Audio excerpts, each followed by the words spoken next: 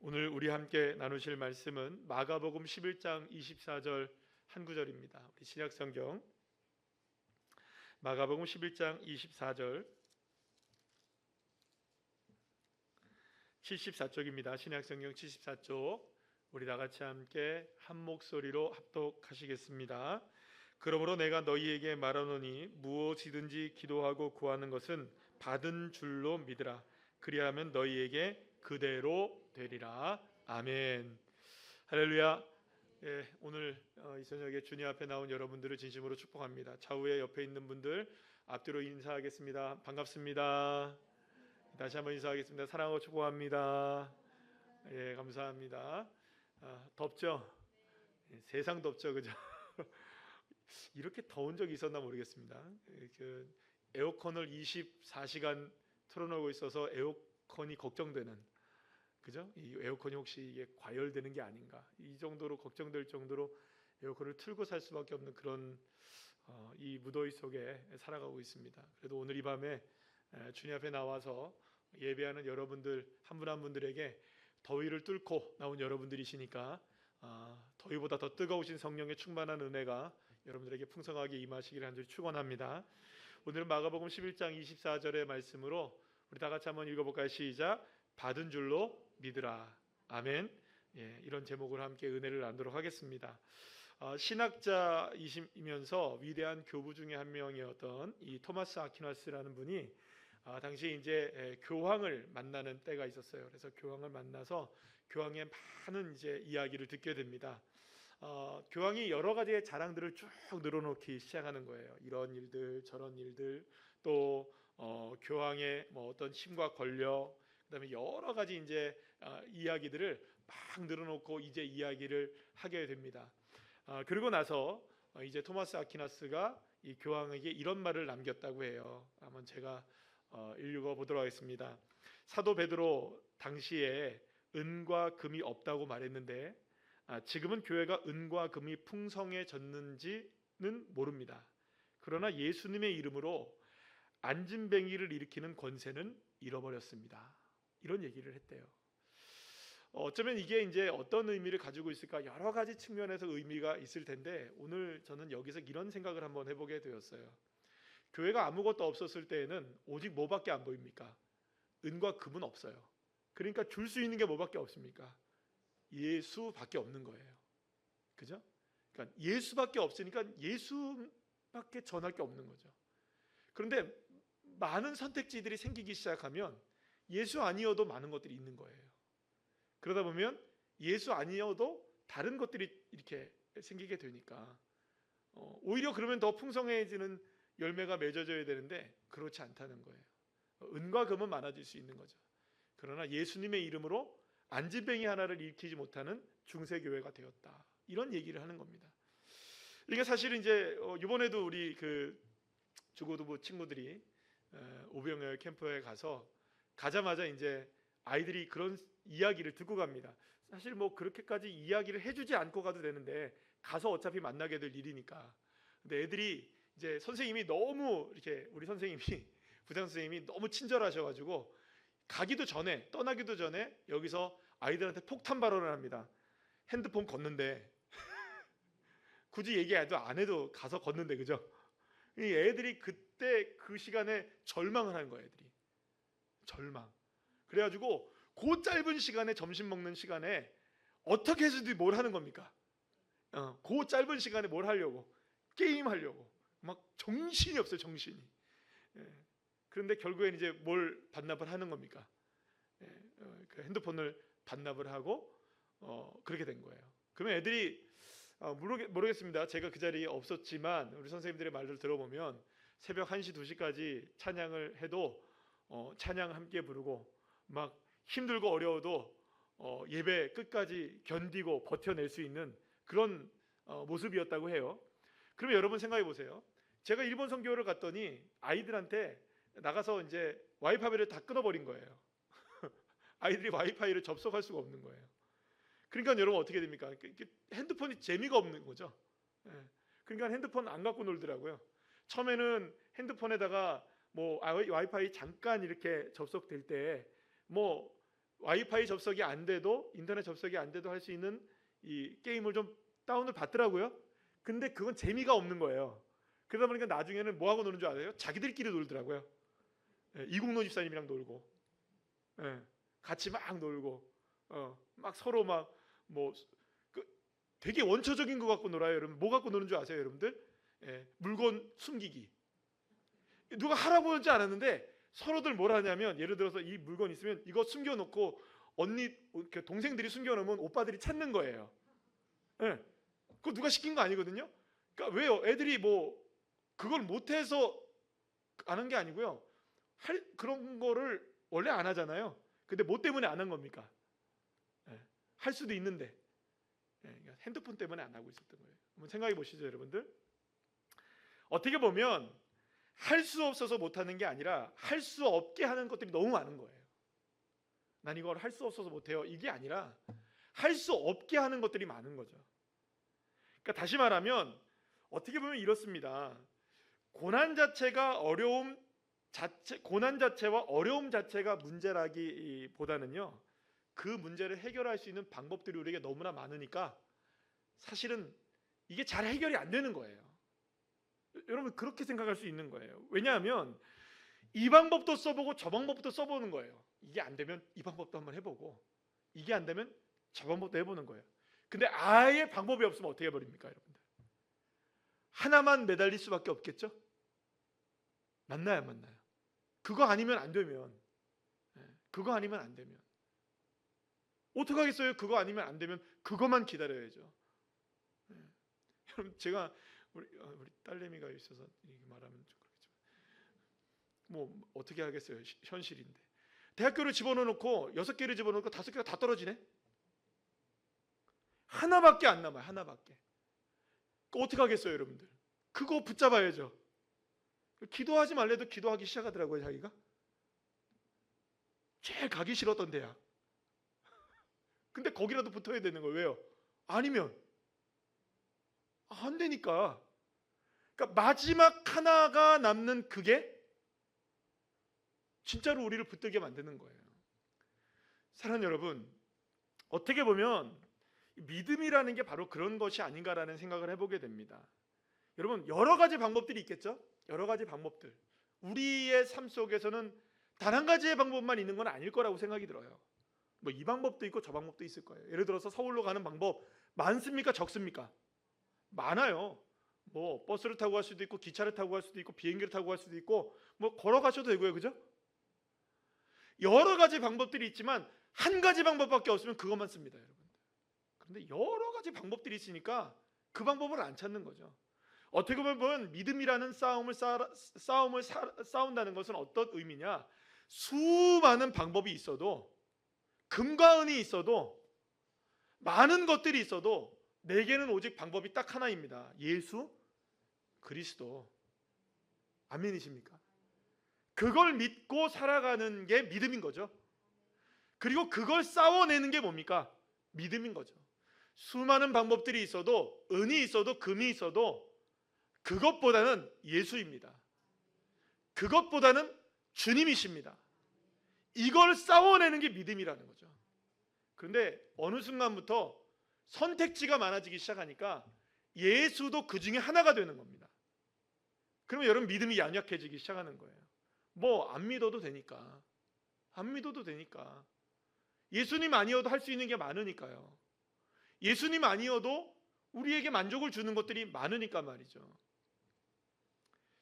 사랑하는 여러분, 그래서 어떻게 보면 믿음의 싸움은 우리의 삶을 예수로 단순화시키는 것이라고 볼 수가 있어요.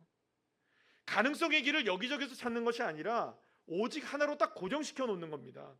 예수 그리스도만이 길이요, 진리요, 생명이시는, 그것을 단순하게 진리로 삼고 결론으로 삼고 가는 게 어쩌면 믿음의 싸움이라고 말할 수가 있는 것이겠죠.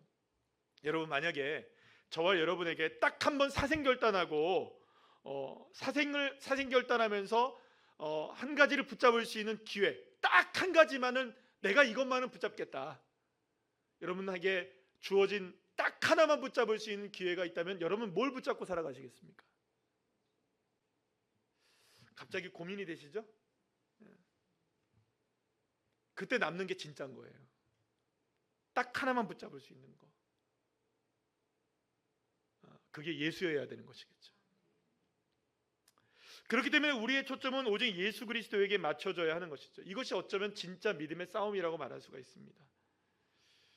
왜냐하면 이 세상의 악한 마귀들은 결코 우리가 예수님께 초점을 맞추는 것을 원하지 않거든요. 그래서 다양한 방법으로 우리를 역사하기 시작하는 겁니다.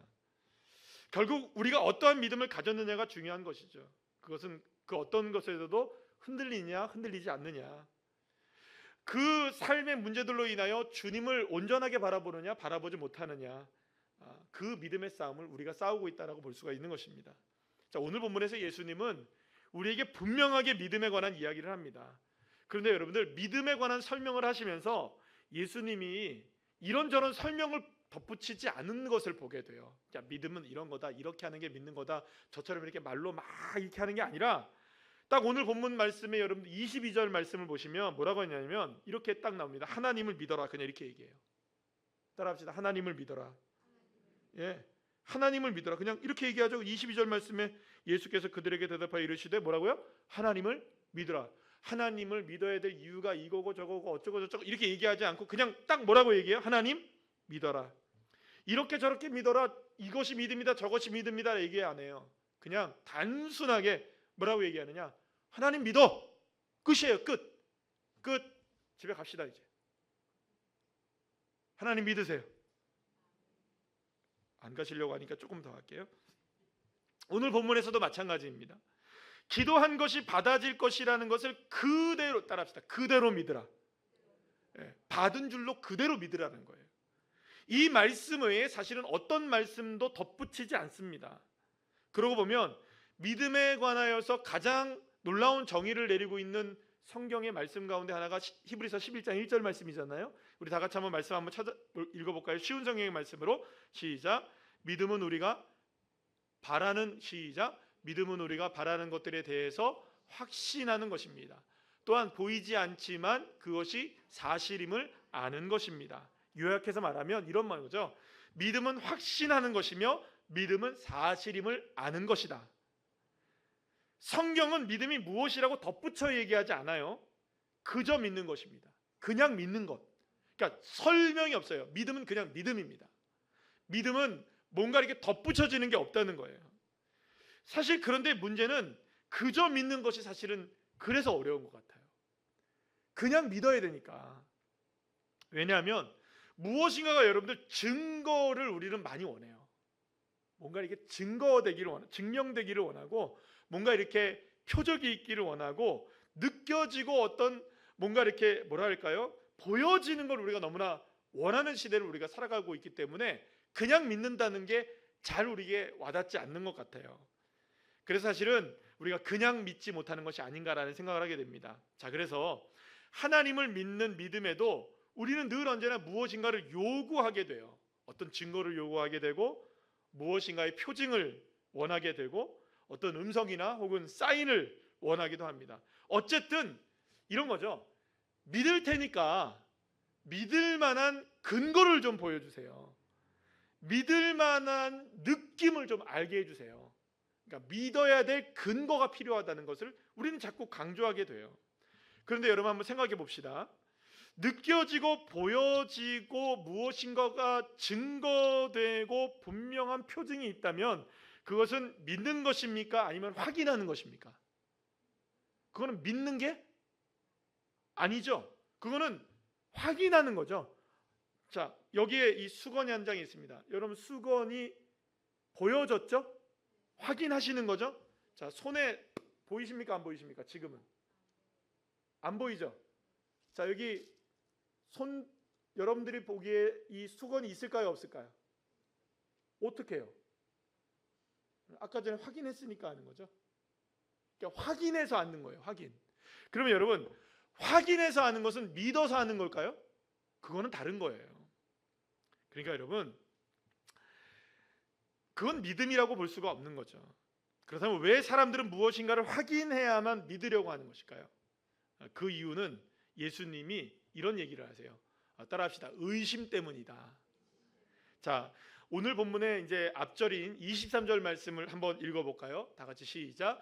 이루어질 줄 믿고 마음에 의심하지 아니하면 그대로 되리라. 그러니까 그대로 되는 것을 믿는 것의 가장 큰 걸림돌은 뭐냐? 의심이라는 거예요. 의심. 그러니까 의심 때문에 잘 믿어지지 않는다는 거죠. 왜 의심이 납니까? 그러면 확인이 안 되니까 의심이 되는 거예요. 그럼 확인이 되면 의심은 없어지겠죠, 그죠? 그러나 그건 뭐가 안 되는 겁니까? 믿음은 아니는 거예요. 여러분, 히스기야는 참 믿음 좋은 왕이었어요. 그래서 사실은 남유다에서 몇 안 되는 아주 믿음 좋은 왕 중에 한 명이었습니다. 그랬던 그가 아수르의 사내립이 예루살렘을 포위하고 쳐들어온다는 소식을 듣게 되자 하나님이 선지자를 보내서 무슨 얘기를 하게 되냐면, 야, 너 절대로 애굽을 의지하면 안 된다, 이렇게 얘기를 해요. 절대로 누구를 의지하지 말아라? 애굽 의지하지 말아라. 하나님이 하신다. 그런데 가만히 보니까 여러분들 두렵습니까? 안 두렵습니까? 두려운 거예요. 왜냐하면 여러분들 지금 막 사내립이 쳐들어왔고 막 이렇게 쳐들어오니까 마음속에 꿈틀꿈틀 되는 게 뭡니까, 여러분들? 야, 이러다가 우리 다 망하는 거 아니야? 이러다가 정말 그 아수르의 그 대군을 우리가 어떻게 이겨? 우리 망하는 거 아니야? 그러니까 여러분들 마음속에 어떤 마음이 들기 시작하느냐? 이거 진짜 누구를 의지해야 되는데 자꾸 하나님은 애굽 의지하지 말라고 했는데 왜 애굽을 의지하지 않아야 될까? 왜 우리에게 선택지가 있는데 그 선택지를 우리가 포기해야 될까? 그러면서 애굽의 지원군을 요청하게 이릅니다. 그래서 왜 여러분들 히스기야는 하나님을 믿었을까요? 안 믿었을까요, 여러분? 하나님을 안 믿은 건 아니에요. 하나님을 믿기는 믿었어요. 귀를 기울였을까요? 안 기울였을까요? 귀를 기울였어요. 그런데 여러분들 진정한 믿음이 아니었던 것이죠. 왜요? 의심했던 겁니다. 확증이 없었던 거예요. 확인할 수가 없었던 거예요.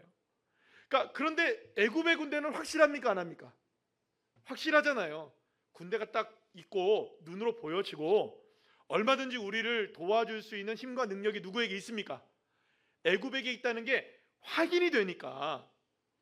그러니 여러분 딱 생각해 보세요. 사내립이 쳐들어왔는데 우리에게는 능력이 없고 우리는 다 포위됐고 이러다 망하게 생겼고 저기에 확실하게 확인되어지는 힘이 있는데 저거를 그냥 버린다? 여러분 그것처럼 바보스러운 게 어디 있겠어요? 그러니까 사내립이 쳐들어왔을 때, 아수르가 쳐들어왔을 때 이 히스기야가 하나님을 의지하지 않았던 것도 아니고 하나님을 몰랐던 것도 아니지만 여러분들 그렇게 하나님의 뜻을 저버리고 애굽에게 도움을 요청하게 되는 그런 일을 하게 되었던 것입니다. 사랑하는 여러분, 문제는 처음부터 의심하는 것은 아니라는 겁니다. 현실의 문제가 조금씩 커지기 시작하면 의심은 눈덩이처럼 불어나기 시작하고 내가 지금까지 믿었던 하나님을 뒤덮기 시작하는 거예요. 의심이 싹 트는 순간 믿음은 의심 속에 가려지게 되는 것입니다. 자, 그렇다면 왜 의심이 믿음의 가장 큰 적이 되느냐? 따라합시다. 의심은 믿음의 가장 큰 적이다. 왜일까요? 히스기야 경우를 우리가 다시 한번 생각해 보겠습니다. 히스기야가 하나님을 믿지 못하고 의심했을 때 무엇을 했습니까? 또 무엇을 하지 않았습니까? 히스기야가 한 것은 애굽에게 뭘 한 거예요? 도움을 요청한 것을 한 거예요. 그러면 히스기야가 하지 않은 건 뭘까요? 하나님께 도움을 요청하지 않았던 것이에요. 결국 여러분들 의심이라는 것은 하나님의 일하심을 믿지 못하고 자신이 하는 일을 믿는 거예요. 그렇기 때문에 의심이란 아주 교묘한 방법으로 나 자신을 누구의 자리에 대신하는 걸까요? 하나님의 자리에 대신하는 겁니다. 여러분 이걸 아셔야 돼요. 다시 한번 말씀드릴게요.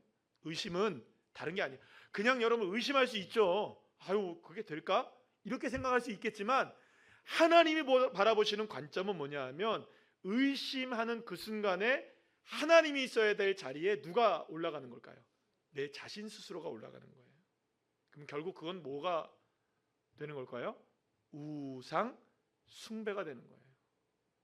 하나님이 계셔야 될 자리에 나를 두고 내 힘으로 내 방법으로 해보겠다는 것이 의심의 출발점이라는 것입니다. 자, 그렇다면 이 의심이 왜 문제가 되는지 우리가 더 정확해지게 되는 것이죠. 생각해 보시기 바랍니다. 우리가 의심하면서도 나름대로 여러분들 우리가 기도하나요, 안 하나요? 히스기야가 기도했을까요, 안 했을까요? 했을 거예요, 분명히. 의심은 하지만 의심하면서도 뭐는 합니까? 기도는 하는 거예요. 그러면 기도하면서 누구의 뜻이 이루어지기를 원할까요? 의심하는 순간? 하나님의 뜻이 이루어지기를 원할까요? 내 뜻대로 되기를 원할까요? 그렇죠. 의심의 기도는, 의심을 품고 하는 기도는 사실은 그건 하나님의 뜻 자체를 의심하는 거기 때문에 누구의 뜻이 이루어지기를 원하는 걸까요? 내 뜻이 이루어지기를 원하는 것이 되는 거예요.